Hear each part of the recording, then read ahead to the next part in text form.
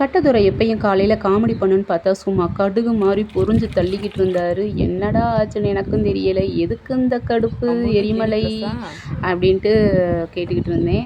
ஒன்றும் பதில் வரலை. ஒரு பக்கம் கிளினிக் ப்ளஸும் கம்போர்ட்டும் தான் போட்டு தொடன்னு தொடச்சிக்கிட்டு கிடந்தார். சரி ஓகே என்னன்னு தெரியலையே அப்படின்னு கொஞ்சம் நேரம் கழித்து ஆசுவாசப்படுத்தி கேட்டால், நான் என் நைட்டு கடைக்குள்ள வச்சு பூட்டிட்டேங்க. அது கக்கா மூச்சா போய் சும்மா கப்பு வாட தாங்கலை எனக்கே அப்படின்ற மாதிரி இருந்துச்சு. சரி ஓகே நம்ம பார்க்குற வேலையை அவர் பார்க்குறாரு அப்படின்ட்டு வாயை பொத்திட்டு பேசாமல் சமாடின்ட்டு சூரியனை ஒரு பக்கம் எழுந்து வந்த சூரியனை ரசிச்சுட்டு பாலை தான் வந்தோடனையும் கொதிக்க வச்சுக்கிட்டு இருந்தேன். இவளுகளும் அரண்டு போயிருந்தாளுங்க. என்னடா நமக்கு கம்பு போடுற ஆள் இன்னைக்கு கடுப்பாக இருக்காரே அப்படின்ட்டு ஓகே டீயை ஊற்றி கொடுத்து எம்டனை கொஞ்சம் சரி பண்ணுவோம் அப்படின்ட்டு டீ தான் ரெடி ஆகிக்கிட்டு இருக்குது. ஒரு பக்கம் லெமன் ரைஸ்க்கு சாப்பாடு வந்து ஊற வச்சுருக்கேன். இந்தாங்க டீ அப்படின்னு கொடுத்தேன். எம்டன் அப்பையும் எரிமலையாக தான் இருந்தார். ஓகே வாயை பொத்திட்டு பேசாமல் சமடி அப்படின்ட்டு நான் சமைக்க வந்துட்டேங்க. ஒரு பக்கம் வந்து காலிஃப்ளவரை வந்து சும்மா உப்பு மஞ்சளும் போட்டு அந்த தண்ணி சூடாகிற வரைக்கும் இருந்தால் போதும். இவளுக்கு என்னடானா ஒரு நாள் பிறந்ததுனையுமே வெளியில் எழுந்திரிச்சு ஓட பார்க்குறாளுங்க. இவளுகளை தூக்கி உள்ளே விட்டு ஏன்னா வலசைட்டு இருந்து காப்பாற்றணுமே.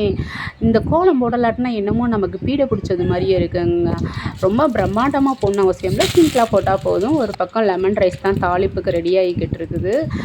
அந்த எலுமிச்சம்பழத்தை நானும் பிழிகிறேன் சாரே வரலைங்க. பார்த்தீங்களா விதை எவ்வளோ இருக்குது அப்படின்ட்டு. சரி ஓகே இன்றைக்கி கட்டு சாதம் மாதிரி 2 சாதமாக போட்டுருவோம் அப்படின்ட்டு ஒரு பக்கம் லெமன் ரைஸு, இன்றைக்கி ஒரு பக்கம் தயிர் சாதம் தான். அப்பப்போக்கு இந்த பவுலிங் வேலை நடக்கும். இப்படியெல்லாம் நம்ம ஜாலியாக என்ஜாய் பண்ணி வேலை பார்த்தா மட்டும்தான் நம்ம காலையில் மைண்டு வந்து ரிலாக்ஸாக இருக்குங்க.